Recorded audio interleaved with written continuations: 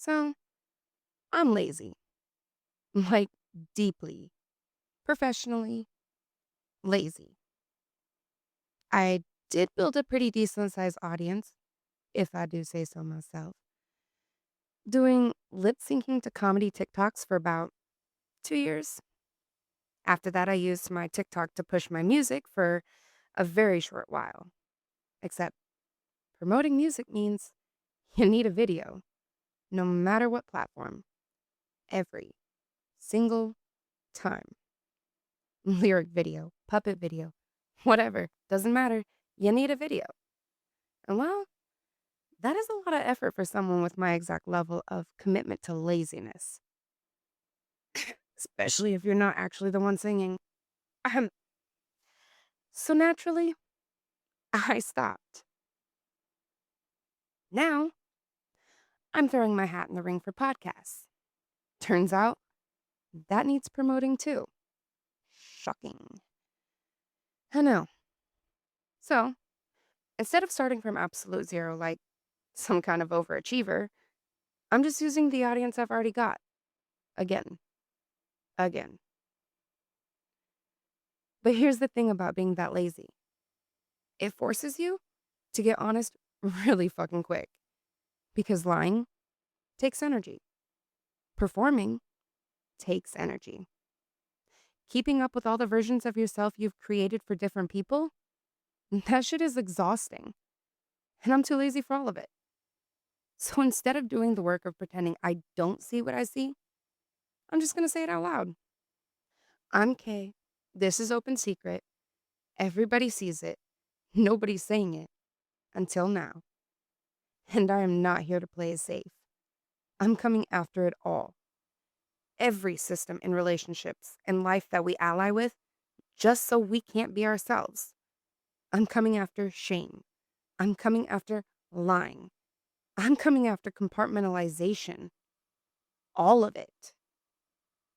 And in this podcast, we don't believe in excuses or coddling. So if you're easily offended, this probably isn't for you.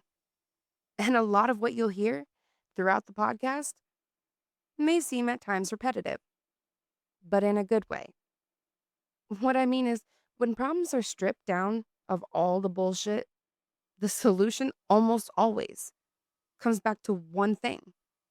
It's just that simple.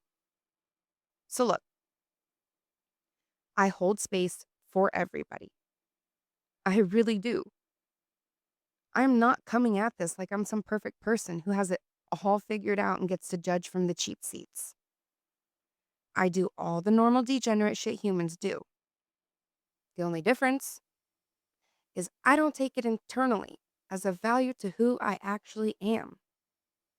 I can tell myself that I fucked up. I did bad. I can reminisce. Fuck, I can mourn. But that doesn't change the fact that I still love myself every day. So just picture this, okay? You're in the shower, the water's running, door's locked, nobody's listening, at least we hope. And there it is again, that that voice. The one that says, "You're not enough. You're not the right shape. Not desirable. You're just not the right person." We all know that voice. But here's the thing about that voice and those opinions. They were never truly yours to begin with. Those early messages about who you should be, what you should want, what makes you acceptable, they came from the people who were supposed to love you. They taught you, without even meaning to, that love comes with conditions, that you're only worthy if you perform. Now, I'm going to stop for a second. And I want you to lean in real close. I'm going to tell you something. That voice, it's not going anywhere. I'm just saying. It's like Venom. You know, Venom, the movie Venom. It's in there permanently. Okay, well, Venom wasn't in there permanently. He was an alien, but that's besides the point. It's the same thing. It's always trying to stir up shit. It's always trying to see what it can get you to think or do. Doesn't mean you should be stupid and fall for everything it says. Doesn't mean you should ignore it either. Because ignoring it is its own kind of stupid. You just gotta learn how to talk back to the fucker. But that only works if you're actually being honest with yourself about everything. What you did, what you felt, what you said, what they said. You can't talk back to it with bullshit. You've got to learn discernment. Okay, and in case anybody doesn't know what discernment is, it is a beautiful tool that everybody should have. Discernment means to process the sharp ability to judge well, to see beneath the surface and understand what is not immediately obvious to the average mind. Okay, it combines deep insight, sound judgment, and the capacity to distinguish truth from falsehood. Discernment can't work on a lie. So before you can even use this beautiful tool called discernment, you've got to have a grip on what's actually true in the first place. There's no skipping that part. That voice, which probably causes a lot of the stress you're carrying, that tension in your shoulders when you're around people who don't know the real you, the exhaustion of maintaining a version of yourself that isn't even really you. That kind of stress doesn't just live in your head. It lives in your body too. You're literally getting sick from lying to yourself. Your body is just keeping score of everything you won't let yourself feel. But here's what I keep wondering. Who the fuck are you hiding from? Whose opinions are you scared of? Whose opinions matter more than your own? Do you know you're a good person? No? Well, obviously. That's why people's opinions matter so much to you. Because if you did, you wouldn't have as many issues. Meaning, if someone had a problem with or started to say something about you, your life, or how you're living it, you'd have the ability to be like, okay, and you're just a shitty person. And I'm not going to deal with it. So I think I'm going to go this way. And the reason so many of us stay hiding and performing is because when those real needs to be seen exactly as you are, to be wanted without the performance, to not have to pretend, when those needs get shoved down because it feels too risky, they don't disappear. They eventually start seeping out. They can become twisted and morphed. They can begin showing up in ways that don't even look like the original need anymore. Like sometimes, an unmet need from childhood, like consistent love or attention, can get twisted into something that looks totally different and end up coming out in your sex life, like a craving for a mommy dynamic or whatever else. And I'm not saying that's how it always works, but it's definitely not random. It's why so many people end up with kinks and hidden desires, even secret fantasies they sometimes won't even tell their partner. You can perform your way through your job, your friendships, even the relationship itself. But you can't fully fake what turns you on. Desire doesn't lie the way the rest of you can. So whatever you buried somewhere eventually might just begin to find its way out. Right there. And even when there's no words, when something just kind of shows up as a craving you can't quite explain, a kink, an obsession, a thing that just doesn't quite make sense out loud. It's still that same little shit stir. It's still Venom. And you don't have to obey him to admit he's in there. The funny thing is, this doesn't just happen with sexuality. We do it with personality too. Everybody has parts of themselves that don't fit the role they were handed. Some people are naturally more nurturing. Some people are naturally more a go-getter. Most people are a mix of things. But instead of accepting that complexity, we start burying pieces of ourselves so we can fit whatever character we think we're supposed to play. Just like everything else we shove into the basement. Those pieces don't disappear. They wait. Honestly, masculinity and femininity is one of the best examples of it. Instead of sitting with both and loving yourself anyway, you pick a side and slap a label on it so you don't have to feel split. Let me use myself as an example, okay? There's times, I swear to God, bear with me, in a past life, I was a dude. I have a love and appreciation for the dick and balls that I swear, honestly, no normal woman has.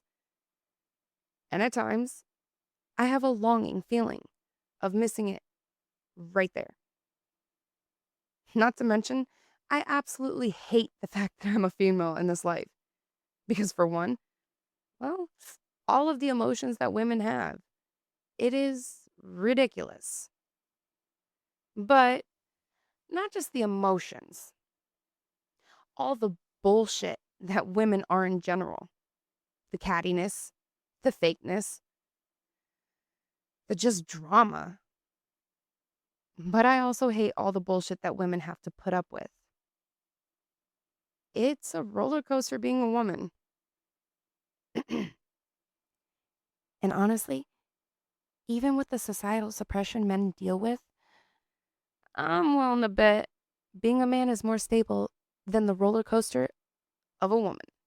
Just saying. So, with that said, I am meant to be a woman in this life. That is what I was born as. Sometimes I feel more manly than womanly. Okay, a lot of the times, actually. But that does not mean that I am a man. It just means I have both energies and I love myself anyway. That's the move right there. Venom hears all of that and goes for the throat. You should have been a man. Wait, what? So I check it. Some of that's true. The phantom feeling of missing genitals I've never had in this life. That part's real. But should have been a man? That's not true.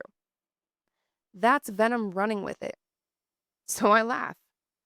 Take the part that's true, leave the part that's bullshit, and keep walking.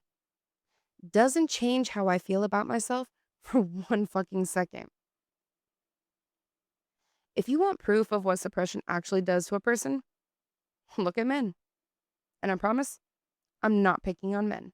This is just real. We built a world where being honest about what you feel makes you weak, where struggling out loud makes you less of a man. Men are literally dying by suicide almost 4 times as often as women. Underneath that same silence, a lot more straight men than people think or want to admit have had experiences they'd never admit out loud. They're hiding what they actually want from the person sleeping right next to them, while playing the man everyone expects, craving a break from being manly all the time, that nobody ever told them they were allowed to take. And then we act shocked when men fall apart. We built the culture that punishes the honesty. And then we wonder why everybody's disconnected, angry, numb. It's not nature. That's us. And men really aren't the only ones doing this. So when I see other people trying to resolve all of that by creating all these labels and identities and little tribes to belong to, I get it. I really do. And in some cases, it does help to know where you belong. I understand where it all comes from. But I am done with the free passes for all of this. What if you didn't need a label to feel like you belonged somewhere? What if you could just sit with the full, messy version of yourself and be okay without an audience clapping for your identity?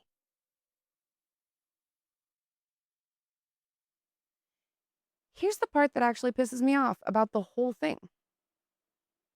Most of us don't even believe in half the societal rules we're out here enforcing. We're all faking it at the same time, all waiting for somebody else to blink first. The labels and the identities and all this find your tribe bullshit. It's because people never learned how to sit with themselves and love who they actually are without an audience.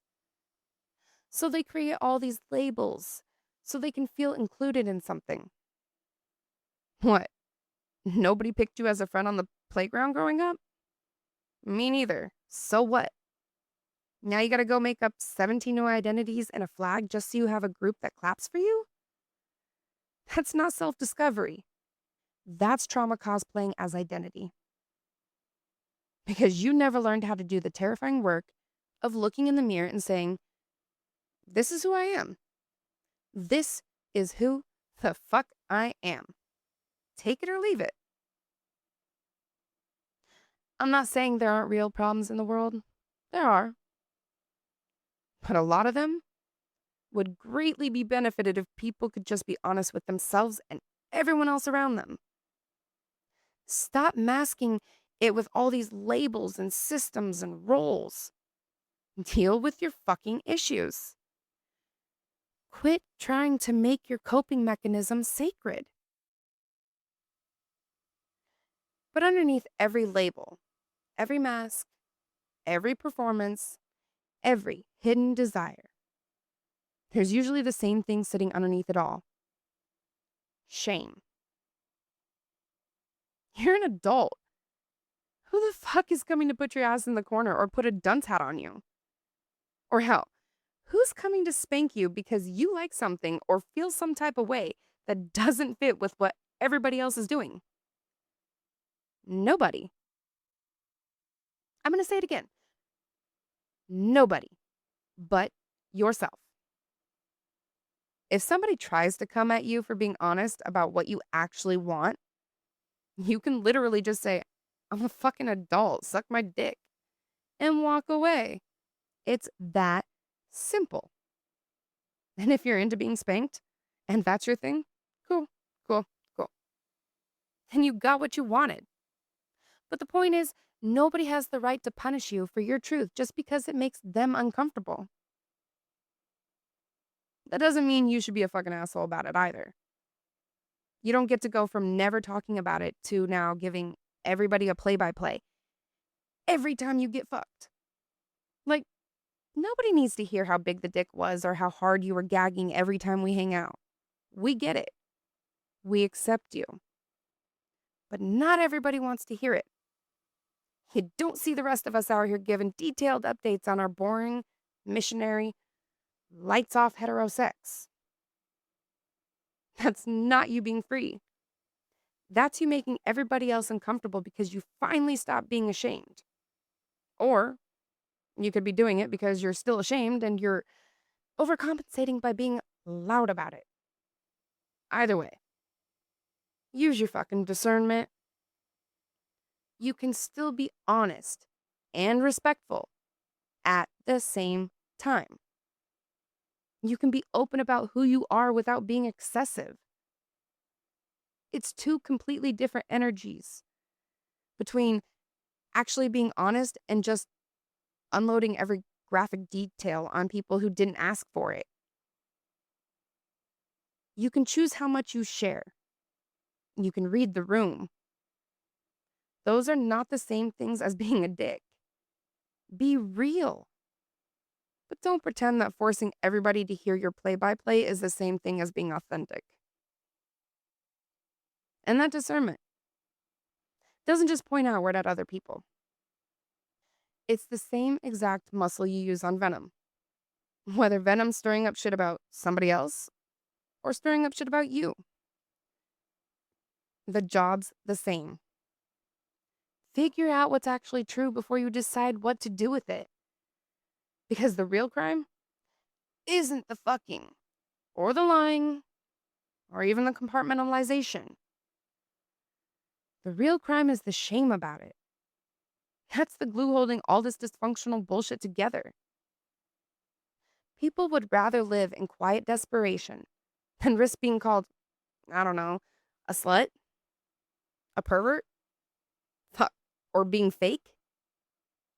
So they build these elaborate personalities made of 10,000 micro lies and wonder why they're miserable. There's a difference between guilt and shame, by the way, and most people never learn it. Guilt says, I did something bad. Shame says, I am bad. Guilt moves you toward fixing it. Shame just makes you want to disappear. People drowning in shame tend to lose their empathy for everyone else and pull away from the room entirely. People who feel guilt instead take responsibility and go fix the actual thing. That's the whole difference between someone who grows from a mistake and someone who just rots in it. And when Venom's saying something that's not true, different move entirely. That's not, yeah, you're right. That's, dude, you're a dick, you know? You got your own issues too, so fuck off. Guilt is Venom actually having a point. Shame is Venom lying to you about what it found and you believing it instead of checking it. Same voice. One you can use, and one's full of shit. The only way you know which one you're dealing with is if you've actually got a grip on what's actually true to begin with. So many people would rather be happy being miserable than doing the work of actually changing. And I get it. Looking internally is uncomfortable as fuck. Admitting you messed up and you were a problem sucks. It is way easier to stay soft, to stay hurt, be complacent, or hell, play the victim. But what is that doing for you? A word hurt you? Are you fucking kidding me? You keep letting words control you like that? It's a word. You can rewire this kind of shit, you know? Your brain isn't stuck. New connections form when you learn something or repeat new behaviors. People who build their self-worth on stuff outside themselves, how you look, how well you perform, end up a lot more stressed and more tangled up in relationships. Self-worth that actually comes from accepting yourself stays solid, no matter what life throws at you. Put it this way. So there should basically be a piece of you right in the center of pure self-love, peace, calm, that nothing ever gets to touch. Mistakes don't get there. What happened to you doesn't get there. Everything else can leave a mark, but that piece, nothing touches it. You have got to stop treating every mistake like it's your whole identity. You can take responsibility for what you did without destroying yourself for it. You can feel the shame, learn from it, and then let that shit go instead of carrying it forever like a badge of honor. And that goes with all emotions, to be honest with you. Emotions, feelings, they're not a life sentence. They are literally a lesson. You are meant to go through many various things in life that evoke many various emotions that will eventually become the foundation of what you consider to be right and wrong. So, whether the situation was good or bad, and whether that invoked happy or sad or mad, etc., kind of emotions out of you, you're supposed to then log that in your brain. So, the next time you're in a similar situation, you have the ability to recall how you felt the last time you went through something like this.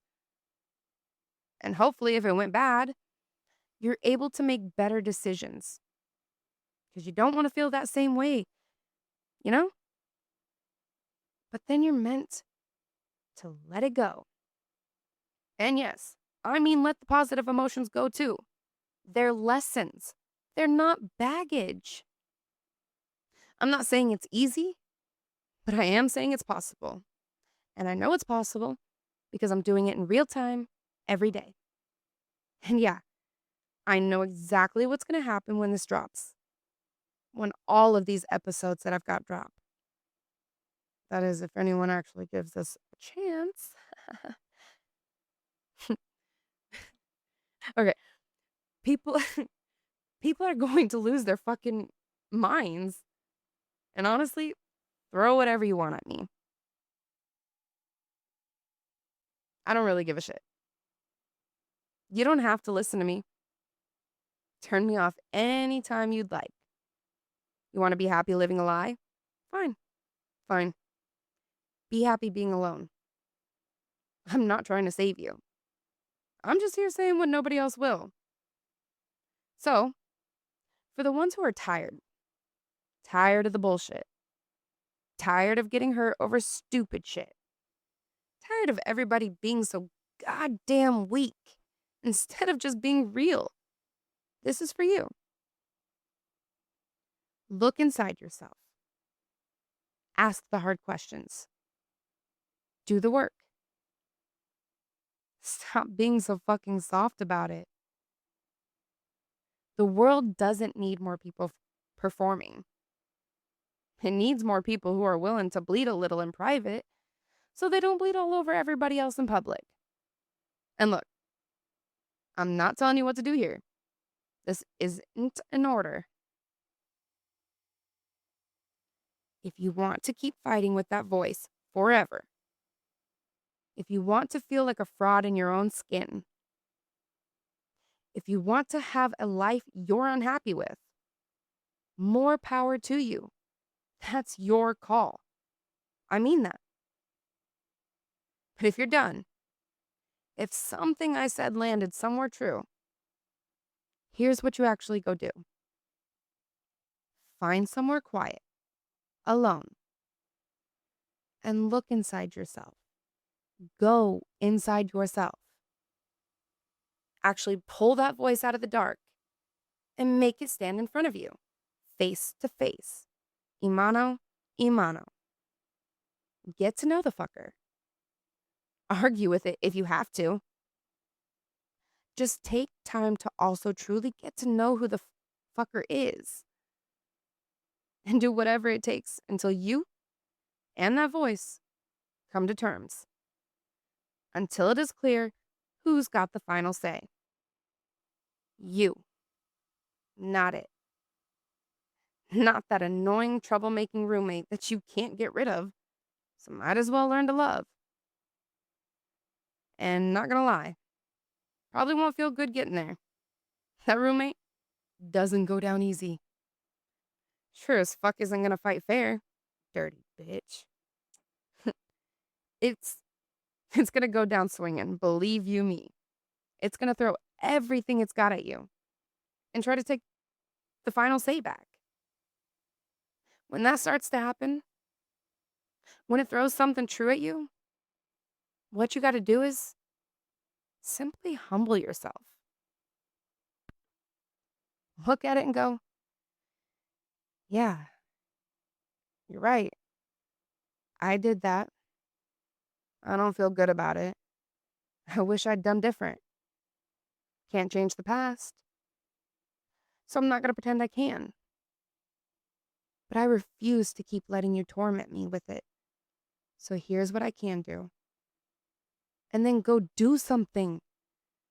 Not something that's going to make you feel better, but something that's going to make it right.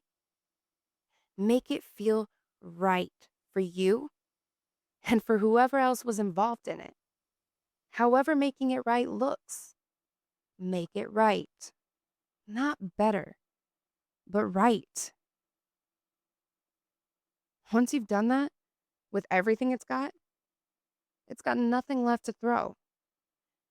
And it becomes exactly what it should have been the whole time. That annoying roommate you're learning to love. So here's what I want to leave you with before we go. Next time that voice says something true or not about you or somebody else, don't fight it into silence. Please don't just roll over for it either. Check it first. Is this actually true? Have you actually been honest with yourself enough to know? If it's right, take the parts that are true, laugh, and say, yeah, you're right. If it's lying, tell it to go fuck itself. Because again, it's got its own issues too. I'm too lazy for a fancy outro. Go do the work.